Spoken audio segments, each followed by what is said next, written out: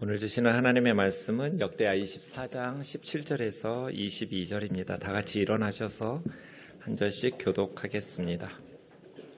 여호야다가 죽은 후에 유다 방백들이 와서 왕에게 절하매 왕이 그들의 말을 듣고 그의 조상들의 하나님 여호와의 전을 버리고 아세라 목상과 우상을 섬겼으므로 그 죄로 말미암아 진노가 유다와 예루살렘에 임하니라.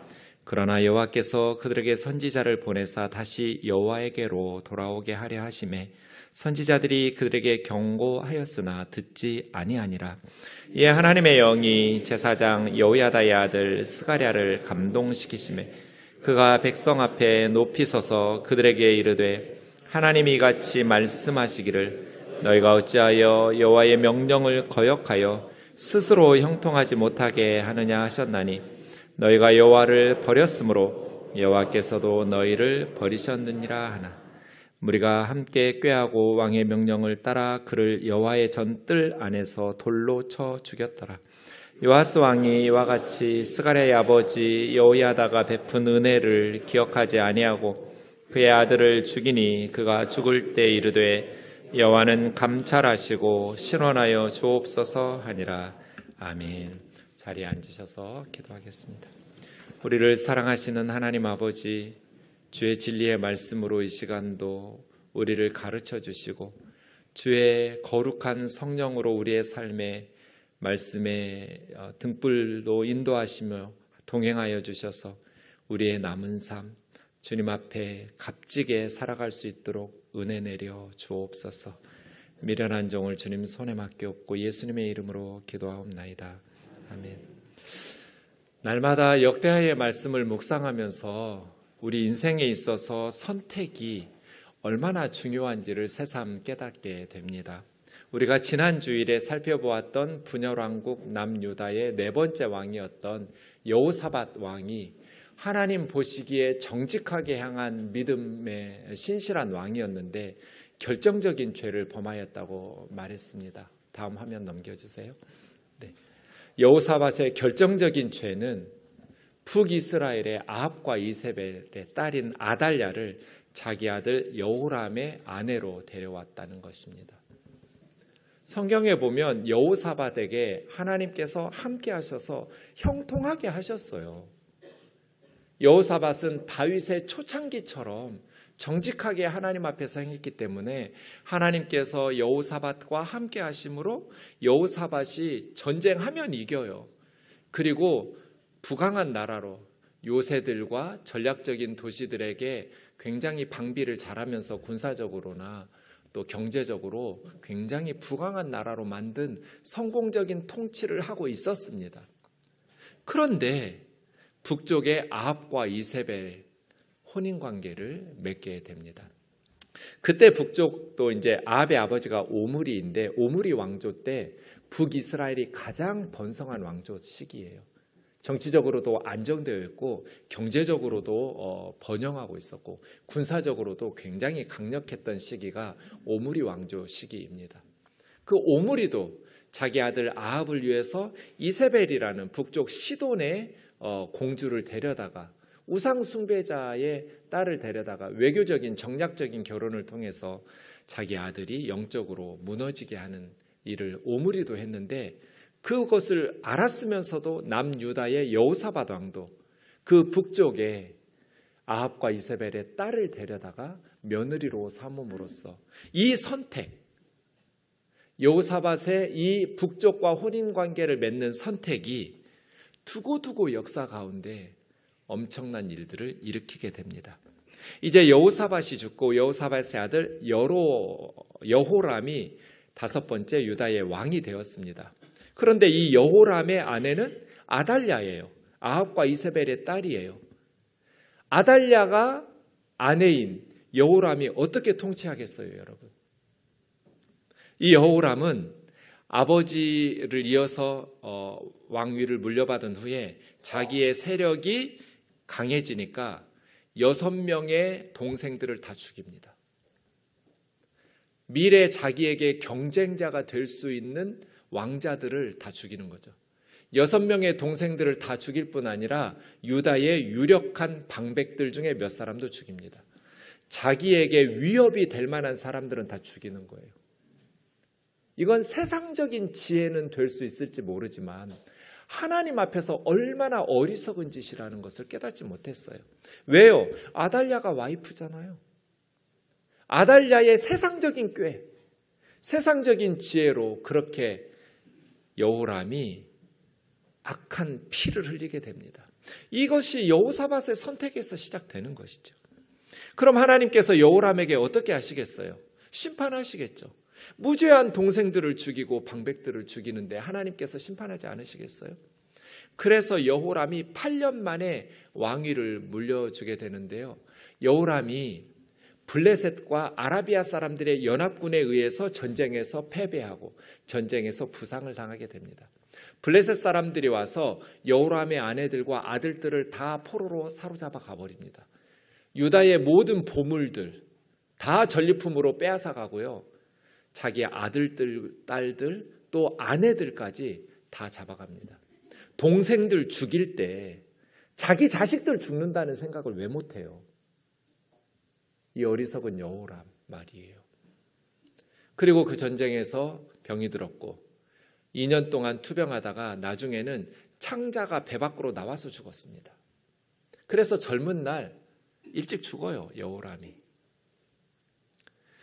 그리고 여호람의 아들 아하시아가 새로운 왕이 됩니다. 여호람의 아들 아하시아는 어머니가 아달랴예요.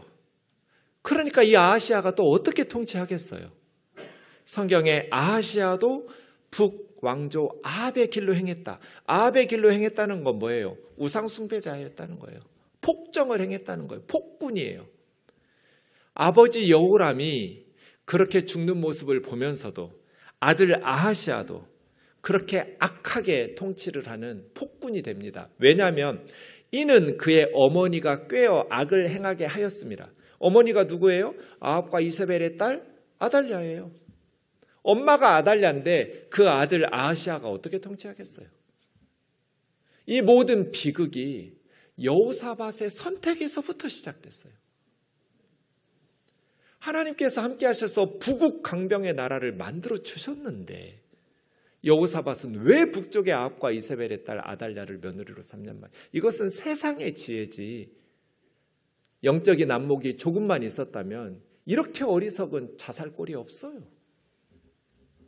그래서 아하시아가 어린 나이에 왕이 되어서 이제 근데 사실은 통치하는데 아하시아의 통치는 1년도 되지를 못하고 몇 달 만에 끝납니다. 왜 몇 달 만에 아하시아가 죽임을 당하게 되냐면 북이스라엘의 요람 왕, 이게 아달랴의 형제니까 외삼촌이죠. 외삼촌이 아람과의 전쟁, 시리아와의 전쟁에서 부상을 당했어요. 그래서 남유다 왕인 아하시아가 북이스라엘의 왕인 요람의 외삼촌의 병문안을 갔는데 마침 아하시아가 북쪽으로 병문안을 갔을 때 쿠데타가 일어났어요. 예후라는 신하가 왕 요람을 살해하고 새로운 왕이 될 때 남쪽의 왕이 병문안 온 거예요. 같은 가족이잖아요. 그래서 예후가 북쪽에 병문안 온 아하시아도 살해하고 죽입니다. 그러니까 1년도 채 되지 않아서 몇 달 만에 외삼촌 병문안 갔다가 북쪽에서 아하시아 남쪽 유다 왕이 죽어요. 그 다음에 무슨 일이 일어났을까요? 7번째 남유다의 왕은 아달랴입니다. 여호람의 아내이고 아하시아의 어머니예요. 아하시아의 어머니 아달랴가 자기 아들이 죽은 것을 보고 일어나 유다 지배 왕국의 씨를 모두 진멸했다고 그랬어요.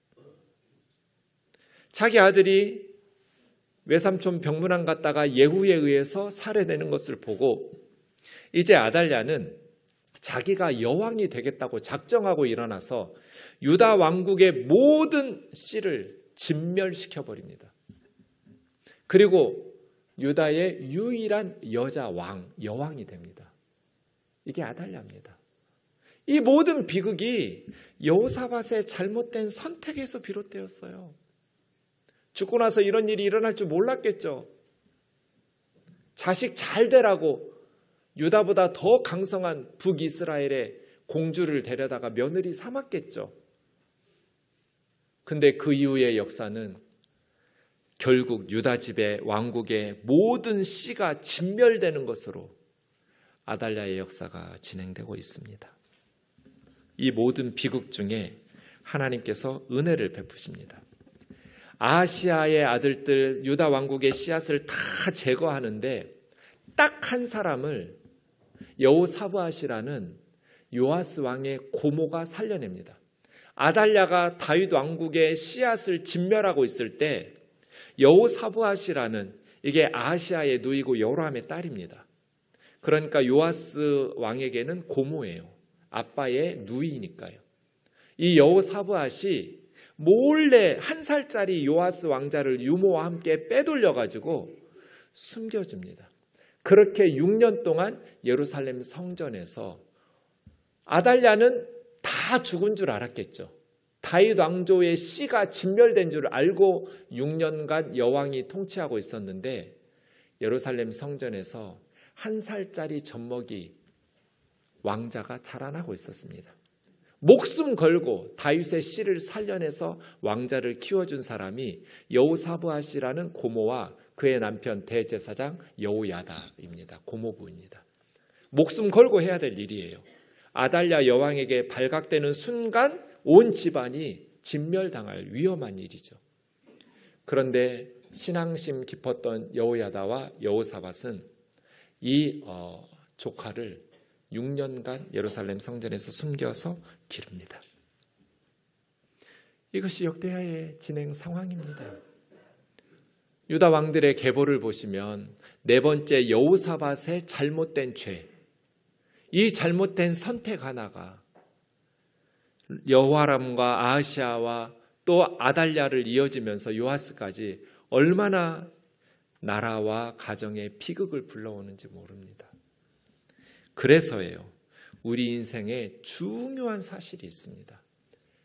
괄호 넣기의 정답은 무엇일까요?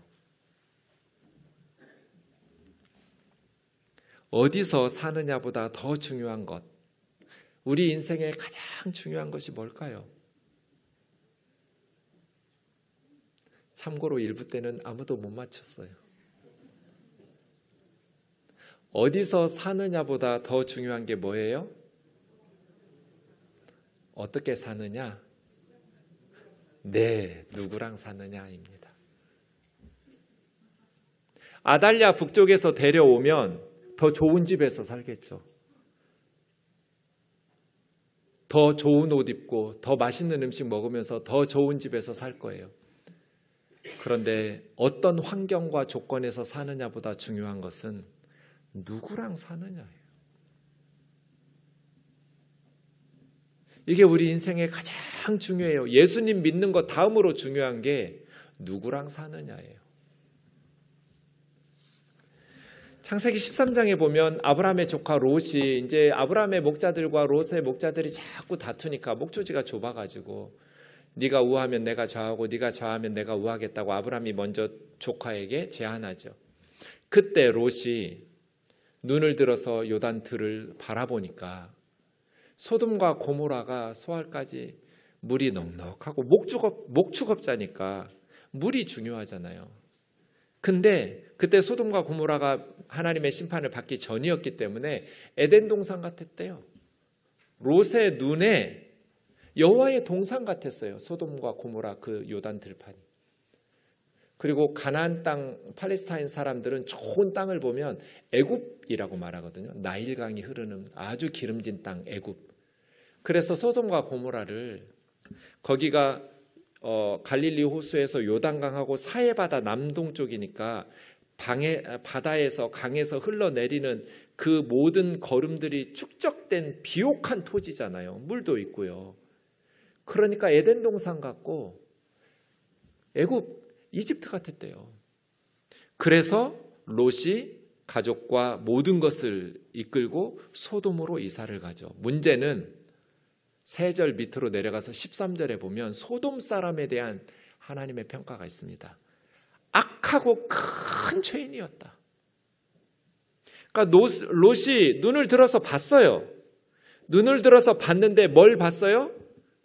에덴 동산 같고 애굽 땅 같은 좋은 환경을 어디서 사느냐를 봤어요. 근데 롯이 뭘 보지 못했어요? 누구랑 사느냐를 소홀히 여겼어요. 소돔 사람들은 여호와 앞에 악하며 큰 죄인이라는 것을 간과했어요. 그래서 거기 눌러 살았어요. 결과가 어떻게 됐어요? 한순간에 다 잃어버렸어요. 아내는 소금 기둥이 됐어요. 사랑하는 자매 형제 여러분, 우리 인생의 선택의 순간에 어디서 사느냐보다 더 중요한 것이 누구랑 사느냐이라는 것을 기억해야 돼요. 우리가 지난 시간에 살펴본 것처럼 눈에 보이는 물질적인 풍요와 세상적인 성공의 유혹 때문에 신앙의 본질을 잃어버리면 모든 것을 무너뜨리는 몰락의 길을 걷게 돼요. 여호사밧 말이에요. 결국 모든 다윗 왕국의 씨를 진멸시키잖아요. 눈에 보이는 풍요 때문에, 세상 성공의 유혹 때문에 하나님의 길을 선택하지 않았을 때 성공하는 것처럼 보였지만 결국 다 무너졌잖아요. 그래서 제가 청년들에게 가르칠 때 귀에 딱지 붙도록 반복해서 가르친 게 있어요. 너희 인생의 가장 중요한 것이 예수님 믿는 것, 그 다음으로 가장 중요한 것이 결혼 잘하는 거다. 누구랑 사느냐 하는 거다. 너무너무 중요한 인생의 선택을 너희가 해야 되는데 너희는 사람 보는 안목이 없다. 사람 볼 줄을 몰라요. 이제 30살 돼가지고 뭘 알겠어요, 걔들이. 그러니 세 가지를 해라. 인생에서 예수님 믿는 것 다음으로 중요한 선택을 해야 되는데 너희는 사람 보는 안목이 없으니 세 가지를 기억해라. 첫째, 목숨 걸고 기도해라. 좋은 배우자를 하나님이 선물로 주시도록 열심히 기도해라. 두 번째, 어른들의 말을 들어라. 결국은 너희들이 선택해야겠지만 너희들보다 오래 인생의 경험을 살았던 부모님과 목사님 또 어른들의 말을 잘 귀담아 듣고 선택해라. 인생을 오래 살았다는 건 밥만 많이 먹은 게 아니다. 수없이 많은 경험들을 보았던 너를 아끼고 사랑하고 기도해주는 기성세대의 충고를 귀담아 듣고 선택해라. 너희들은 사람 보는 안목이 없으니까 너희를 위해서 기도해주고 너희를 위해서 염려하면서 너희가 잘되기만을 바라는 부모님의 의견을 경청하고 기성세대의 목사님이나 선배들의 말을 귀담아 들어라. 그리고 선택해라. 세 번째, 너무 쉽게 필 꽂혀가지고 결혼하지 말고 신중하는데 적어도 1년은 사귀어봐라. 그리고 아니다 싶으면 엎어라. 아닌 것 같은데 계속 가다가 망한다. 저한테 상담 오는 많은 분들 중에 목사님 결혼 전에 이 사람이 아닌 줄 알았는데 찜찜했는데 여러 가지 여건 때문에 그냥 결혼했어요. 하고 보니 제가 맞았어요. 해서는 안 될 사람이었어요. 이제 와서 저한테 어쩌라고요? 목사가 뭐라고 말하겠어요? 참고 살라고 그래야지. 늦었어요. 아니다 싶으면 신중했어야죠. 그리고 정말 아니다 싶었으면 헤어졌어야죠. 너무너무 중요한 인생의 선택을 해야 되는데 우리 아이들은 사람 보는 안목이 없어요.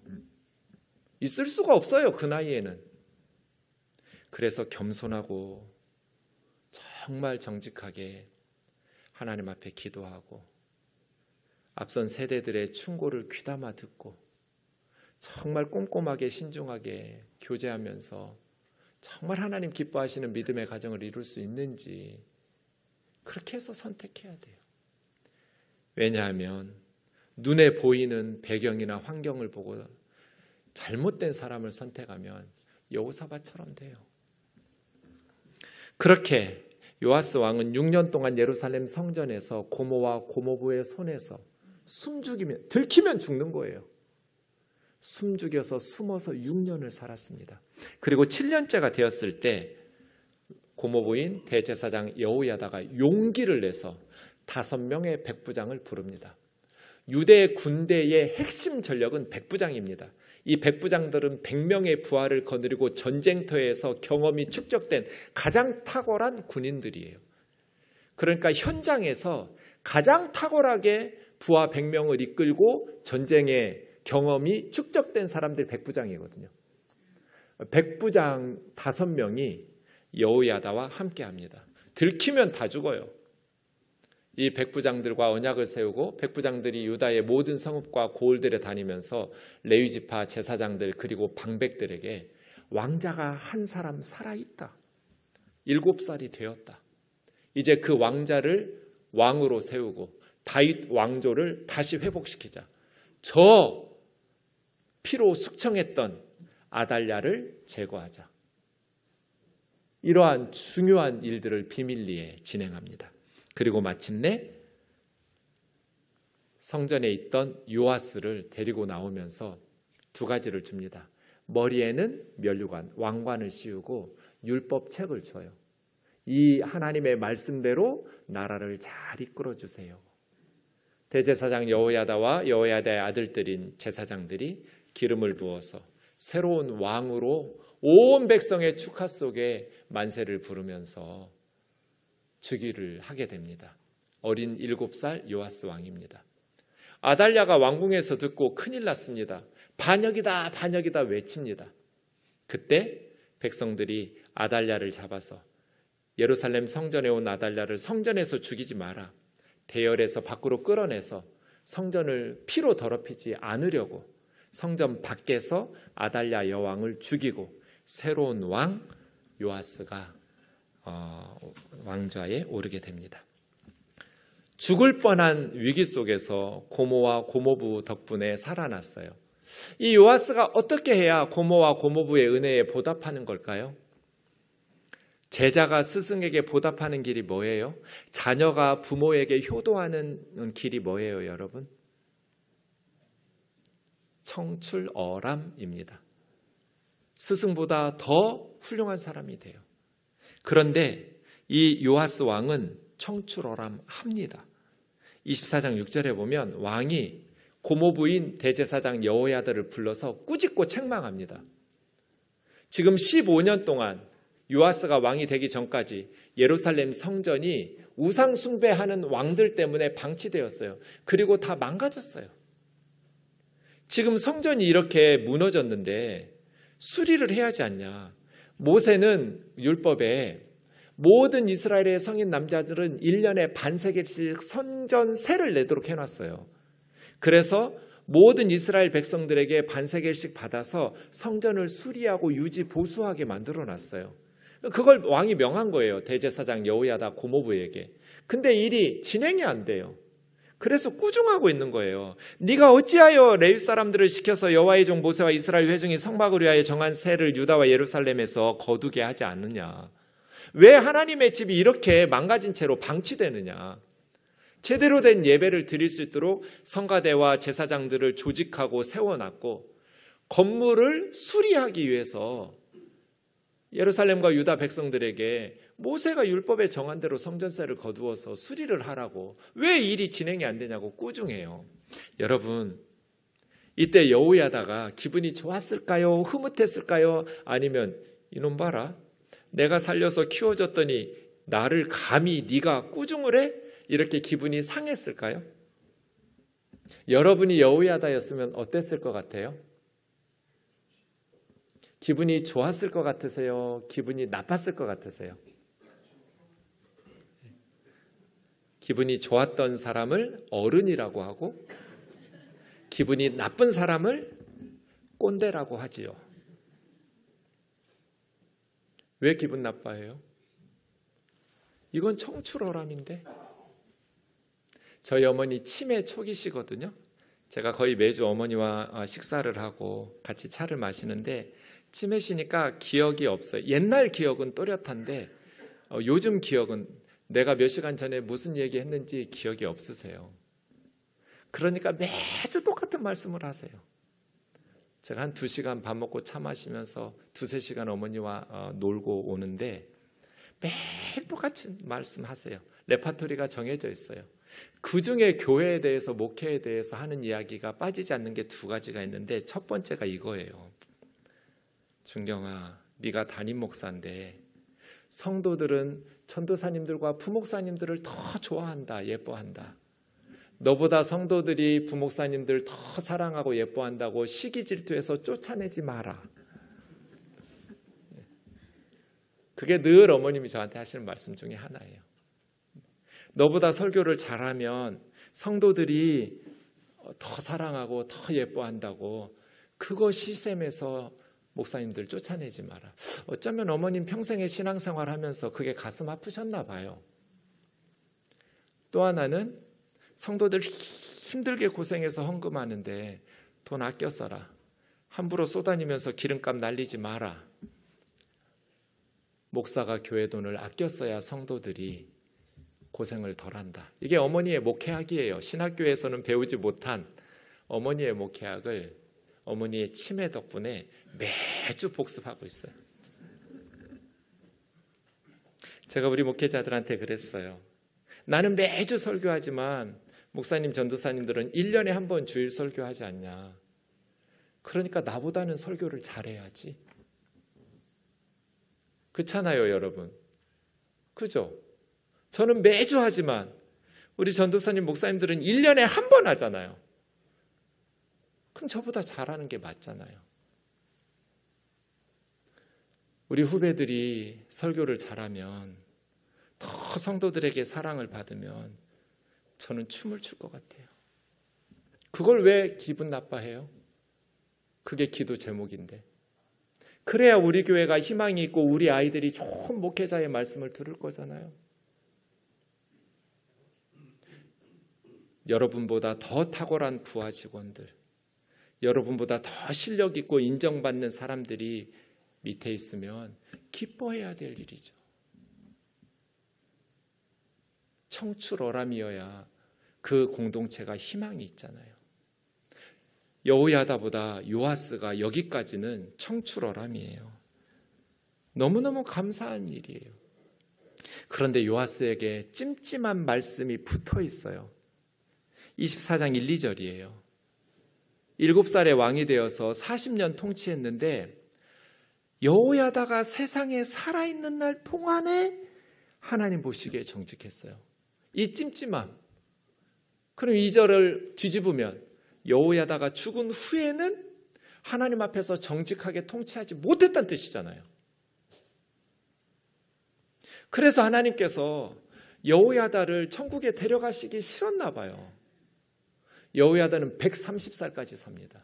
굉장히 예외적으로 장수했어요. 아마 요아스와 나라 때문에 그런 것 같기도 한데요. 여호야다가 죽은 후에 오늘 말씀이죠. 유다의 방백들이 와서 요아스 왕에게 절하면서 왕의 마음을 뒤집어 놓습니다. 아달랴 때 사람들이었겠죠. 이전에 기득권을 누리고 있었던 힘 있는 사람들, 여호야다 때문에 숨죽여 있었던 사람들, 호시탐탐 노리고 있다가 왕 옆에서 여호야다가 사라지니까 왕을 구워 삶은 거예요. 이때 요아스는 하나님의 말씀을 듣고 여호야다가 가르쳐준 말씀대로 이 방백들을 물리쳤어야 되는데 물리치지를 못하고 같이 동조해버렸어요. 그래서 자기가 수리했던 하나님의 성전을 버리고, 아세라는 바알의 부인신입니다. 아세라의 목상과 우상을 숭배하면 당연히 하나님의 징계가 있겠죠. 아람의 군대에 의해서 패배를 당하게 됩니다.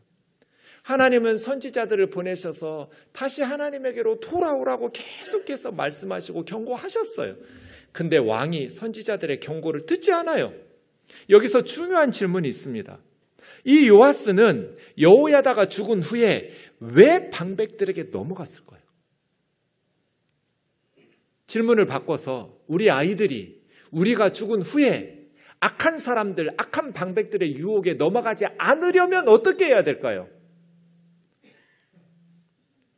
요아스는 왜 여호야다가 살아있는 동안에는 청출어람이었는데 멘토인 여호야다가 죽은 후에 이런 우상 숭배자가 돼버렸을까요? 어디가 잘못됐을까요? 핵심은 무엇일까요? 11절에 요아스가 왕이 될 때, 7살 때 왕이 될 때 머리에 면류관을 씌워주면서 뭘 줬어요? 백성들이? 율법책을 줬어요. 이게 무슨 뜻이겠어요? 이 말씀대로 나라를 통치해야 만세수를 누린다는 거잖아요. 왕이여 만세수를 누리십시오. 그러려면 하나님의 말씀, 율법책을 지켜야 됩니다. 잠언 28장 4절 같이 읽겠습니다. 시작. 율법을 버린 자는 악인을 칭찬하나 율법을 지키는 자는 악인을 대적하느니라. 요아스가 하나님의 말씀을 버렸기 때문이에요. 하나님의 말씀을 지키는 사람은 악인하고 함께할 수가 없어요. 악인들을 칭찬할 수가 없다고요. 목사가 타락하면 목사를 내보내든지 내가 나가든지 하지 악인을 칭찬하고 함께 동조하지를 않아요. 하나님의 말씀이 있는데 어떻게 같이 해요? 요아스의 문제는 자기가 즉위할 때 7살 때 율법책을 준 하나님의 뜻을 잊었다는 거예요. 율법을 지키는 자는 악인을 대적해서 이 방백들을 대적하고 쫓아냈을 텐데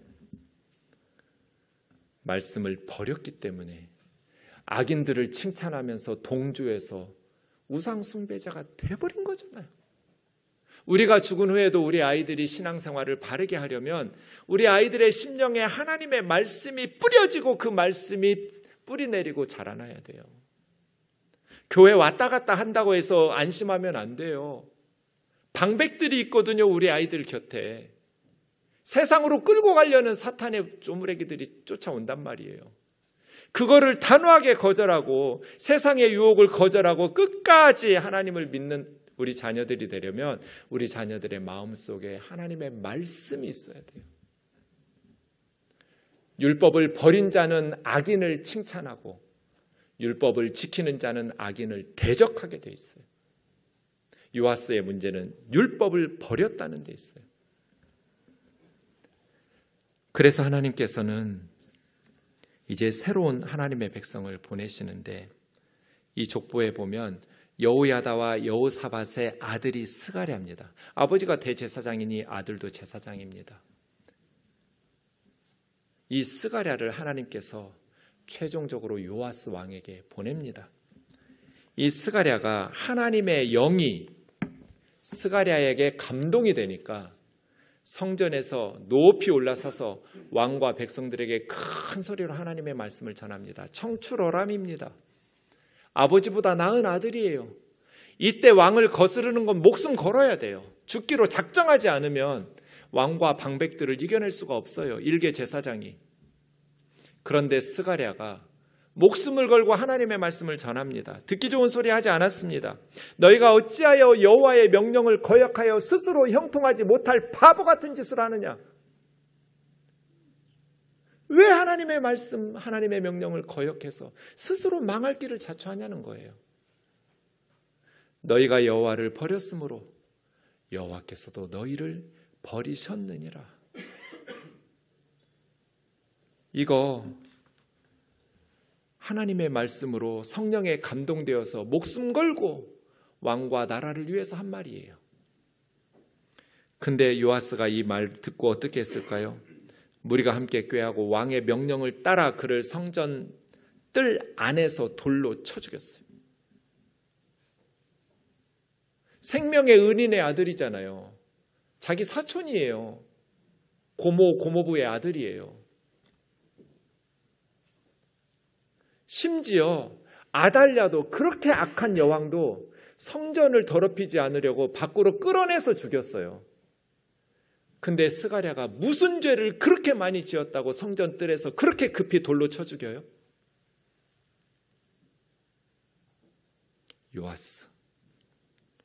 스가랴의 아버지 어머니 여호야다와 여호사밧이 자기에게 베풀어준 은혜를 잊어버리고 그의 아들을 죽였어요.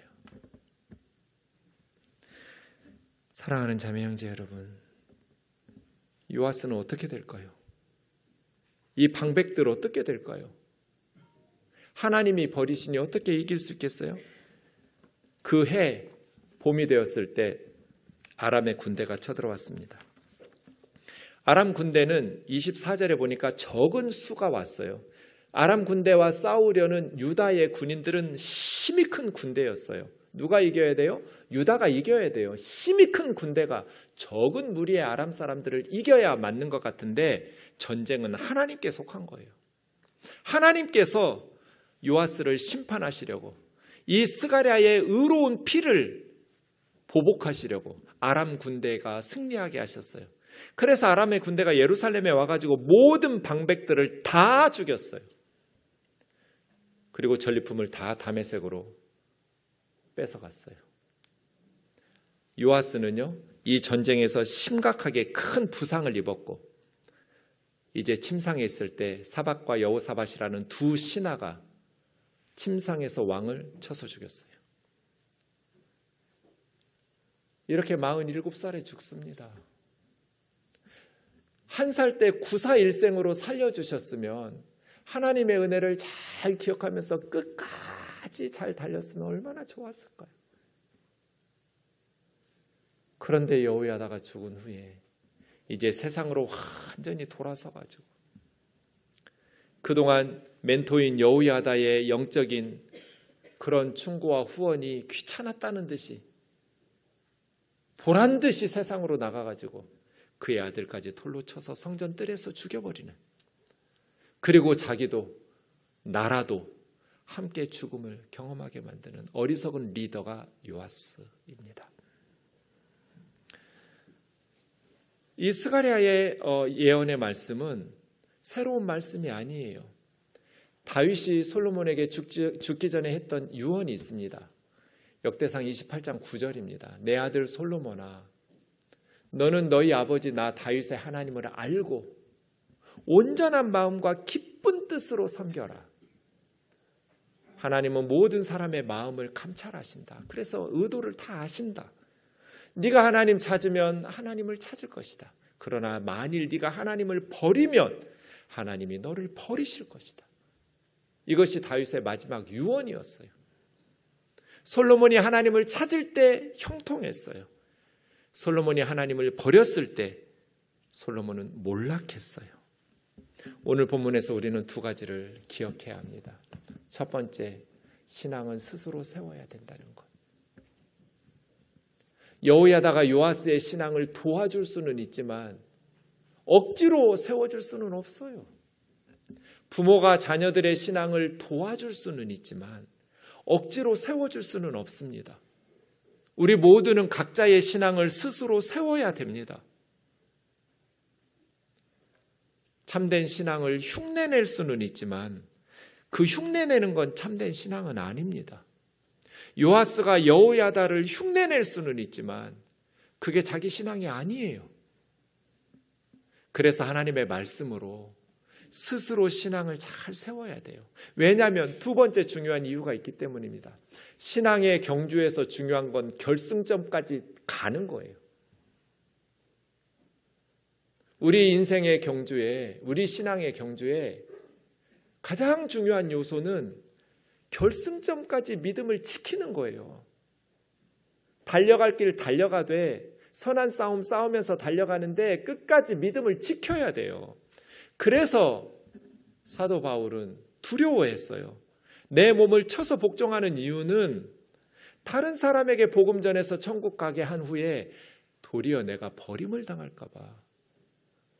천국은 따놓은 당상이다. 바울은 이렇게 생각하지 않았습니다. 죄의 유혹은 밀물과 같이 바다의 파도와 같이 계속해서 우리에게 옵니다.